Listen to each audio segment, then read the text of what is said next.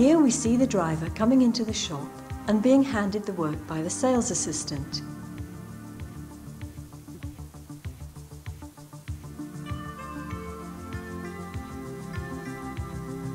He approaches the van, unlocks it, and places the work inside.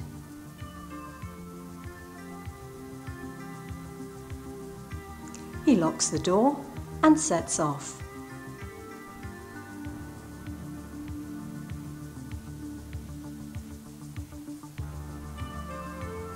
Soon he's on his way to head office. Once he arrives, the driver puts the work into a large trolley and wheels it into the main laboratory. Entering the film sorting area, he separates the work into priority of 24-hour and 48-hour and puts the work into the relevant bays. The film sorter now empties the work into sorting bays, one shop at a time, so that if any films are separate from the envelopes, we at least know which shop the film belongs to, even if not which envelope. Then a possible crossed sticker will be placed on the envelope. The operator now segregates the films into C41, gloss, matte, extra set, multiple orders, black and white, slide and customer damaged films. As you can see, the operator is handling one film at a time and is looking at the back of the envelope only, so it is vital that any stickers or information are clearly displayed on both sides of the envelope. Here we look more closely at the envelope. Please note that all stickers should be placed at the bottom left-hand side so that A, we can easily identify the service throughout the system, and B, when new envelopes are introduced, the sticker will not hinder packaging. We must never place a sticker over the barcode, as this slows down wanding considerably. In addition to stickers, felt tip pen must always be used to indicate numbers of extra sets, slides and so on. Staples and sellotape slow down production and damage equipment. Helpline cards identify problems at sorting, which can delay the system. When the above procedures are not followed, a helpline card is sent to the relevant branch. Different coloured batch cards are used daily so that services can be identified throughout the lab to prevent delays. From sorting, the films are taken to splicing, which means the joining of films together. Here we show how the film is taken out of the envelope, placed onto a rewinder, and then put into the machine.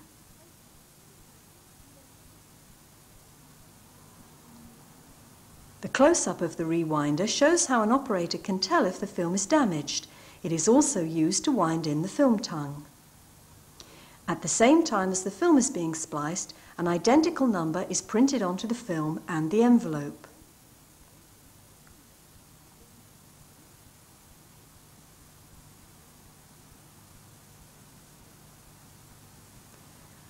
Although this is a light type machine, for the purpose of this video, we wanted to show the workings inside. The canister is being opened, the film tongue cut off, a splice being made, and then the film travels through the elevator to a spool at the top right-hand side. The empty canister and spool are disposed of into a waste bin underneath the machine. Here is a close-up of the film canister being opened. However, we regularly receive empty film canisters. In this situation, the machine cannot find the film tongue and therefore simply stops. Here we show how much of the film tongue is cut off and how much of the film is left on the empty spool. We need twin check numbers so we are able to match the correct film to the envelope, thus avoiding crossed orders. The films are spliced in batches. 135 in batches of 70, 110 in batches of 105, 126 in batches of 99. Once the machine has spliced 3 batches of films, the operator then takes the envelopes and batch cards along with a box of films to the film checking section. In the dark room, after checking, he puts the films into a processing box. All films are checked before processing to identify damaged films. Any weakness or damage must be found before the films go into the processing chemistry. This can be repaired by a film repair patch, which covers the damage and protects the film as it goes through the chemistry. It is important to explain the reason for the patch to the customer. Before splicing or film processing commences, scratch test films are put through all machines and checked before customers' films are processed. After darkroom checking, the films are put into the film processor. This is the most crucial aspect of production, where raw films are being developed. Every system, procedure and check must have been carefully completed, with the chemistry being passed by quality control to ensure that the films are developed exactly. This machine is capable of processing 1,000 films per hour, and we have 3 identical machines in the lab.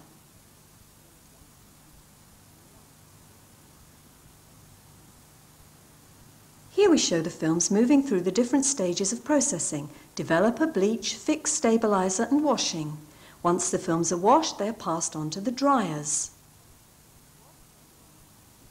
At the drying stage, the operator must be constantly checking for any problems that may have occurred at either the splicing or processing stages, for example, scratching or the number of the splice being illegible. We remove the films batch by batch and place an empty spool on the machine, ready for the next batch of films.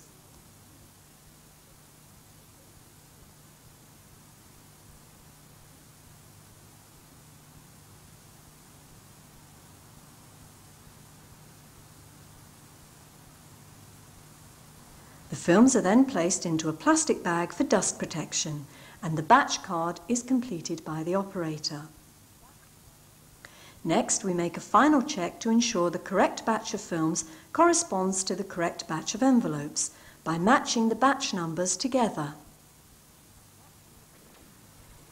Here is a notching machine. After film processing, all 135 films have to be notched. Notching means the punching of a half circle in the sprocket area of the negative, which indicates to the automatic printer the exact center of each frame. If the machine senses an underexposed or fogged frame, it will stop and rewind to the last good frame and then measure the next notch until a good frame is found. The machine has a clear plastic cover to protect the negatives from dust and can notch a batch of 70 135 films in 3 minutes. 110 and 126 films do not have to be notched, as the manufacturers provide a hole for each frame. The manufacturer's hole and 135 sprockets are needed for camera wind-on. After the batch has been notched, it is returned to the plastic bag. The batch card is then completed, and it is now ready for printing.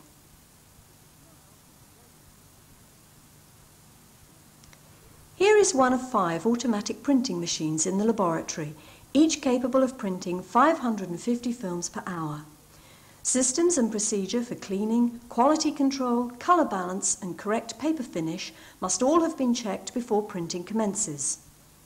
We now present the negatives to the machine.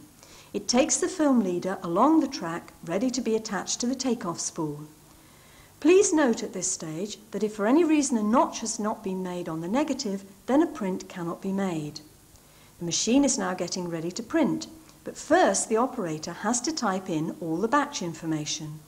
For example, the print size, 6x4 or 5x7, the paper finish, matte or gloss, and whether the batch requires an extra set or not. When printing starts, each frame is positioned by the notch under the printer, and then a light exposes each frame onto photographic paper. Here we show exposures being made at quite a speed, although normally, of course, the machine would be closed.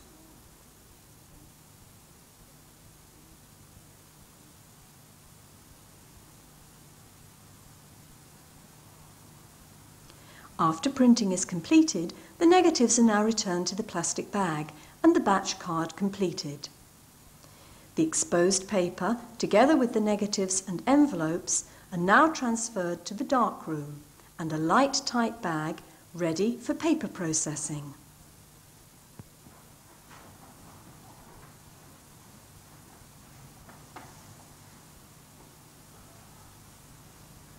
The operator now enters the darkroom section of the paper processor with the printed paper in a light tight bag. He takes the roll out of the bag and puts the roll onto a feed spindle. The spindle is then placed on the loading track. A plastic clip is attached to the beginning of the paper, which in turn is automatically clamped onto the processor belt. The belt then pulls the paper through the machine's chemistry. This machine is capable of processing 6 rolls of paper at once, which is the equivalent of 1,500 films per hour. Now we show the developed paper travelling through the different chemistry, for example, developer, bleach and wash. The last part of the process is drying the paper before the finished prints arrive at the take-off end of the machine. Here the operator has to check constantly for notching, printing or paper and processing faults such as dust, paper scratching, paper fogging and of course the most important aspect, which is quality. The completed roll is now removed, matched to the correct negatives and envelopes and passed to the print grading section. We now prepare to inspect and quality grade the processed roll of paper. This is also a very important aspect of production, as the operator involved is the last person to pass the finished prints before the customer receives their order. Lots of different observations have to be made, including overall quality, even though the prints are moving along the machine at quite a speed. Laboratory faults are marked with a black China graph pencil, 2 lines for a blank or unacceptable print, 1 line for a remake. A quality sticker highlights customer camera faults, for example camera fogging, under or over exposure, or fingers over the lens.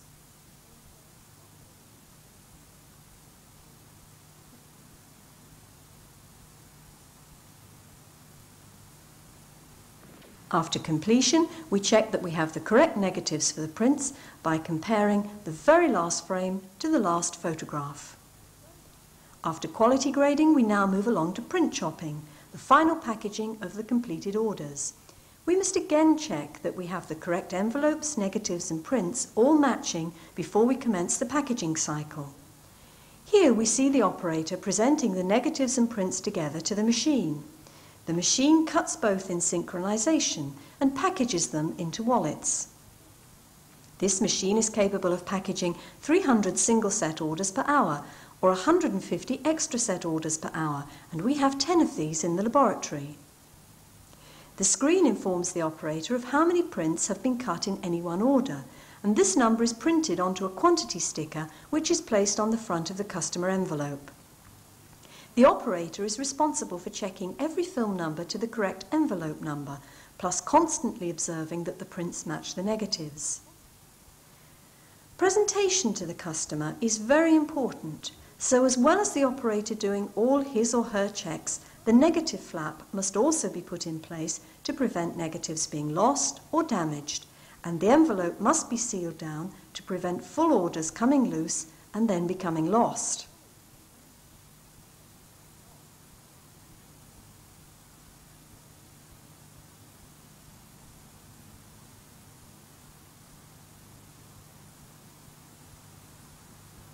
As with every department, the batch card is completed, and this then accompanies the work to wanding and dispatch.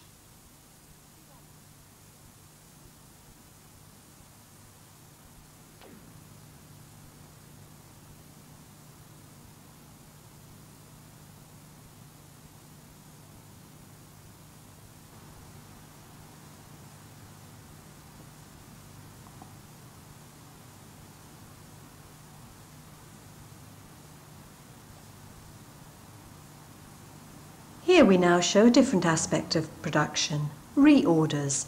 At one time, all reorders were handled and printed manually. Now technology enables us to process reorders automatically. Here we see the operator reading the customer's information, placing the correct strip of negatives onto the machine, and then typing in the details.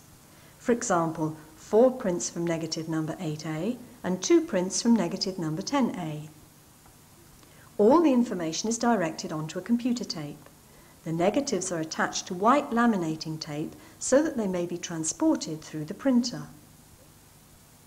A punch mark is made onto the tape which identifies the correct negative. The roll of negatives, together with the computer tape, is then transferred to the automatic printer, where the machine recognizes and prints the negatives from the information given on the computer tape. It then follows the same process for D&P. Next we show a completed reorder batch ready to be printed. Again, a twin check system is used so that within packaging we can match correct strips of negatives to the correct envelope. Now let's look at how enlargements are produced. This machine is capable of printing anything from 5 by 7 up to 12 by 18 enlargements. The machine is comprised of 300mm lenses, a printing deck and a paper processor. Any enlargement takes 4 minutes to produce from printing to finish. The screen facility enables us to see the colour and density of the selected print. Plus, we can adjust the negative to ensure all the relevant subject matter is included. Any selective enlargements are printed on this machine because of its ability to zoom in, select and enlarge subjects.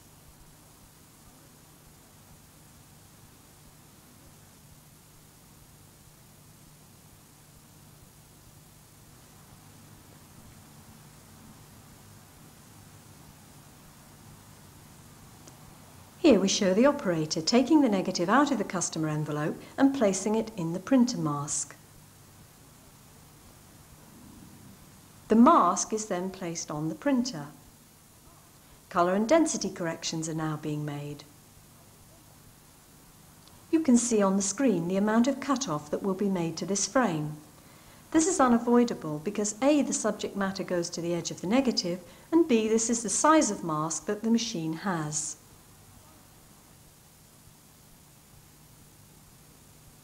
Once the operator is happy that the subject matter is central and that the colour is correct, the exposure is made onto the paper. This shot shows the amount of cut-off that will be made.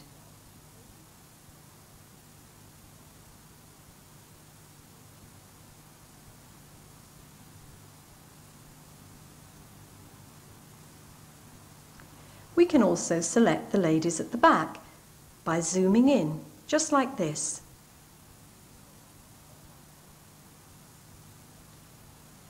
In the case of a remake, the numbering printed on the back of the finished prints helps us to identify the colours used.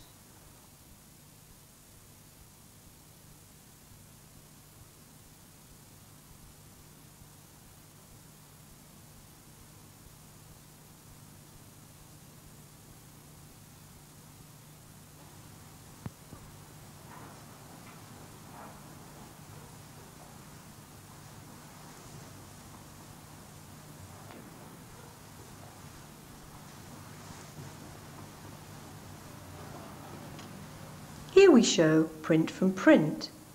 This machine is similar to a photocopier, but it uses a chemical process rather than carbon. The beauty of this machine is that often customers do not keep negatives of old prints, so now we can produce duplicates straight from prints. All finished enlargements have to be inspected before being dispatched. This operation is called foldering. A folder is used to protect the print or prints during transit back to the shop and customer.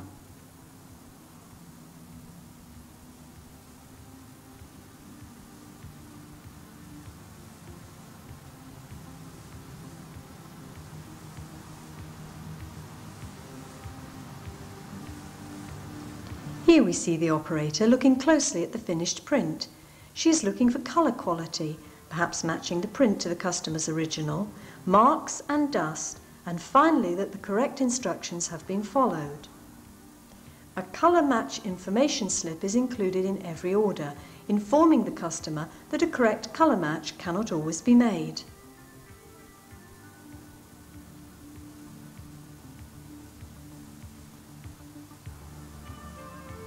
The operator then initials the envelope to confirm that she has checked the work. Anything that is found to be below company quality standards is rejected and sent back for reprinting. The colour on this print is unsatisfactory. Once the operator is satisfied with the quality and the print is folded, it is placed inside an envelope with the customer's order envelope attached firmly to it. Completed orders are then ready to be wanded and dispatched. So we are nearly at the end of the processing cycle.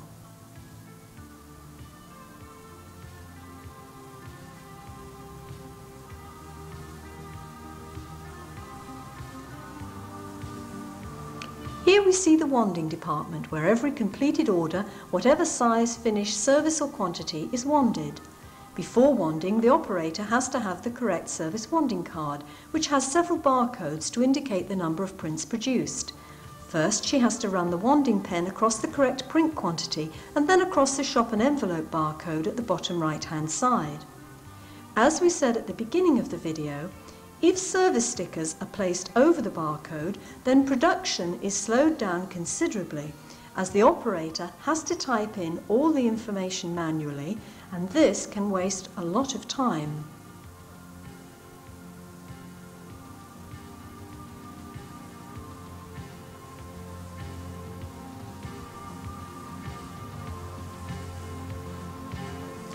Our very last stage of production is dispatch. Here we show the wooden slots for each shop in numerical shop order. When a slot is filled, the orders are checked again to make sure they are in the correct position before being put into the green box ready for dispatch. Errors can occur in this area where checks are not fully made and the orders are misdirected. Most branch envelopes have black code lines at the top to prevent this problem occurring. Here the driver collects the completed work and loads it all into the van.